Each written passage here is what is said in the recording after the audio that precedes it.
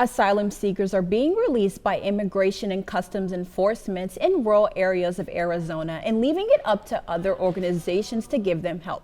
I spoke with some asylum coordinators to explain how asylum seekers are receiving the support they need from non-governmental organizations. This is Casalitas, a shelter in Tucson serving migrant families who have left their home country to escape violence and poverty. After taking office in January of this year, President Joe Biden issued an executive order ending the Migrant Protection Protocol and other policies enacted by the Trump administration.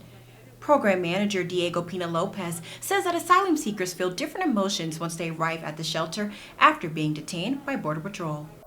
Once people get to know us and are sitting with us and sharing some laughs, we could, and some tears too, we build more of a community. The policy was used to keep certain asylum seekers from coming into the United States and wait in Mexico until their asylum hearing in the United States immigration courts, according to the U.S. Department of Homeland Security. After the executive order, many asylum seekers were released from U.S. Border Protection and taken to other nonprofit shelters, says Community Engagement Coordinator Stanford Prescott of International Rescue Committee.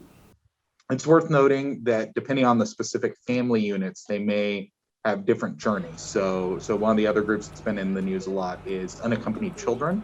Unaccompanied children go through a separate process as opposed to single adults or families, which include adults and children. Border Patrol releases asylum-seeking families who are detained at their facilities are then dropped off in Ajo, Yuma, or here at Casalitas in Tucson by ICE. Diego Pina Lopez says they stay here for about 1 to 3 days with food, clothing, and a bed to sleep on before volunteers help them get a flight to their sponsors in other states. I think honestly the families are such heroes, and it gives me something to look towards, to try to be better towards. Although he may not feel like a hero, to some of the families here at Casalitas, Pina Lopez and the volunteers are giving them a fresh start to a better life. In Tucson, Kamilah Wiliams, Cronkite News. Shelters across Arizona are seeing about 30 to 60 families each day they are dropped off at a shelter.